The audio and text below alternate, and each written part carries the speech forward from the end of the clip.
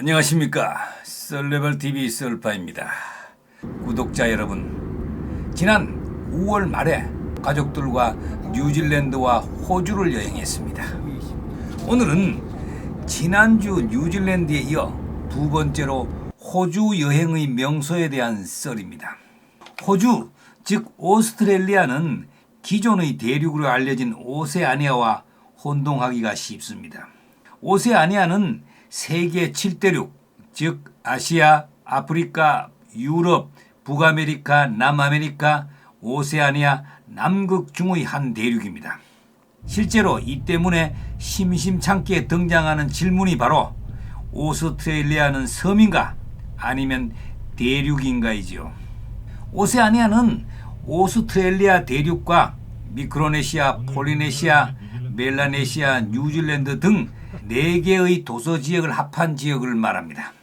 오세아니아 대륙 전체의 인구는 약 4,157만 명으로 이는 5천만 명이 넘는 대한민국보다 적습니다. 인구 밀도도 지구상에 위치한 대륙들 중에서 가장 낮아서 km제곱미터당 4.2명에 불과하다고 합니다. 그리고 오스트레일리아 본토는 섬에 해당되지 않습니다. 섬으로 규정하는 육지의 최대 면적은 그린란드를 기준으로 하기 때문에 뉴기니 섬을 제외하고도 그린란드보다 3배 이상 넓은 오스트레일리아는 하나의 대륙인 것입니다. 시드니는 세계 3대 미항 중의 한 곳입니다. 흔히들 세계 3대 미항이라고 하면 이탈리아의 나폴리항, 브라질의 리오데자네이루항, 호주의 시드니항을 말하죠. 멜버른과 함께 호주의 상징적이고 대표적인 도시 중의 하나입니다. 이로 인해 시드니를 호주의 수도로 잘못 아는 경우도 많지요.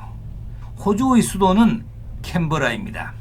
이 때문에 여러 예체능 프로그램에서 이걸 노려서 호주의 수도를 묻는 퀴즈가 많으며 실제로 도전자가 시드니를 선택해서 틀리는 경우도 많습니다. 또한 시드니는 호주의 경제 금융의 중심지로서 세계적인 기업들의 본사가 위치하고 있습니다. 공식 인구는 약 540만 명 정도라고 합니다. 2000년대 중반까지만 해도 400만 정도였는데 높은 출산율과 이민자의 유입 등으로 인구가 빠른 속도로 늘고 있다고 합니다. 겨울이 따뜻한 편에 속해 1년 내내 온난하여 해양의 영향을 많이 받습니다. 호주의 계절은 북반부와 정반대로 나타납니다. 12월에서 2월은 여름, 3월에서 5월은 가을, 6월에서 8월은 겨울, 9월에서 11월은 봄입니다. 호주는 겨울이 평균 온도가 13.5도씨이고 여름은 평균 23.5도씨 정도라고 합니다.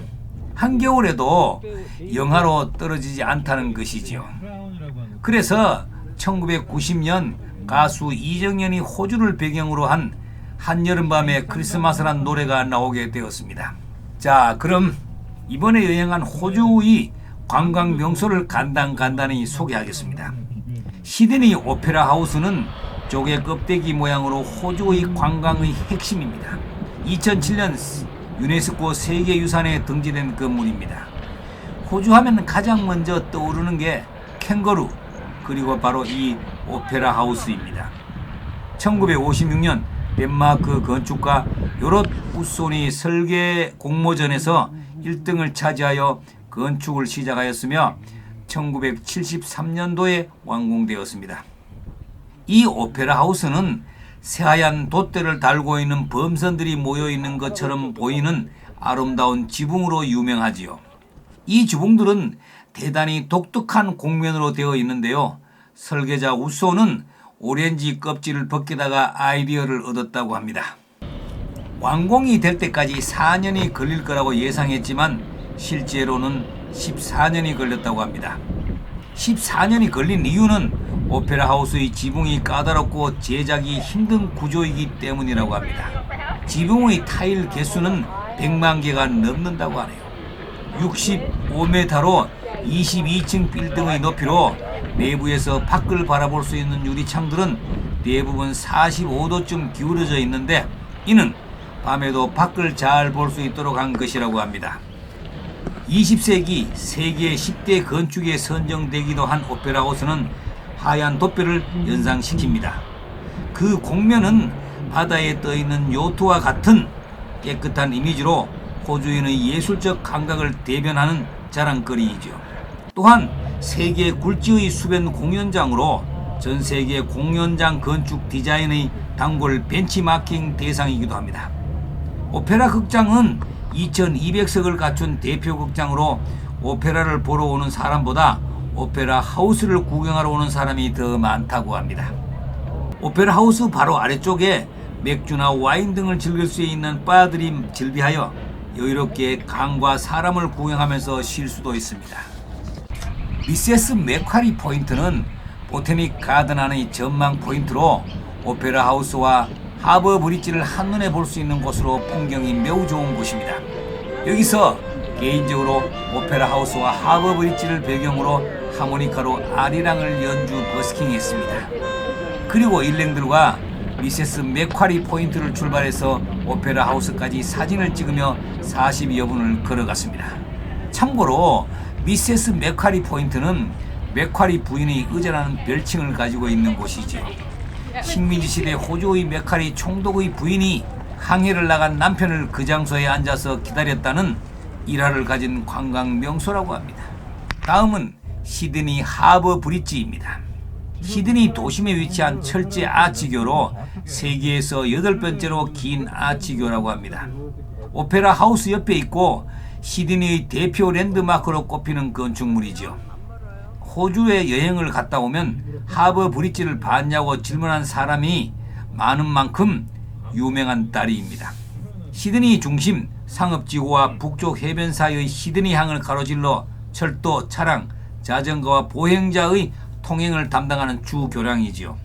아치교의 특유의 디자인으로 인해 시드니 지역 사람들에게는 옥거리라는 애칭으로 불리기도 합니다.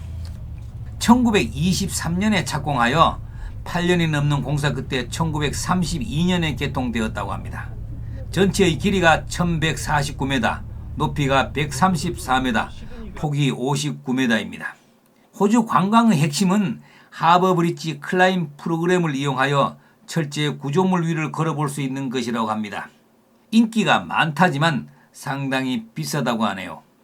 우리 일행들은 밤에 걸어서 다리를 건너면서 오페라 하우스를 내려다보며 야경의 아름다움을 한껏 즐겼습니다.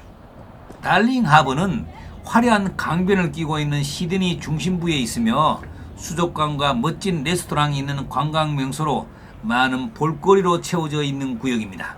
데이트하기 좋은 장소로서 매주 토요일 저녁 8시에는 불꽃놀이를 한다고 합니다. 시간을 맞춰가서 하버 브릿지 배경으로 불꽃놀이 구경으로 시드니의 흥미롭고 신나는 밤문화를 만나보기도 했습니다. 시드니 동물원은 호주에 있는 동물원 중에서 가장 크고 넓은 부지와 동물 개체수가 많다고 합니다. 캥거루와 코알라 등 호주에서만 볼 수 있는 동물이 있었습니다. 코알라의 경우 멸종 위기종이고 스트레스를 많이 받기에 직접 만져보는 것은 금지되어 있었습니다. 물론 보호벽이 없어 볼 수는 있었지만 잠만 자고 있었습니다. 또한 돈을 내면 코알라 앞에서 사진을 찍을 수 있는 프로그램도 있었습니다. 자, 다음 주는 호주의 그랜드 캐니언인 블루 마운틴, 빠삐용의 절벽인 겟파크, 시드니의 해운대인 본다이 비치에 대해서 썰을 풀겠습니다. 구독과 좋아요는 더 좋은 셀레발 TV를 만드는 데 큰 힘이 됩니다. 감사합니다.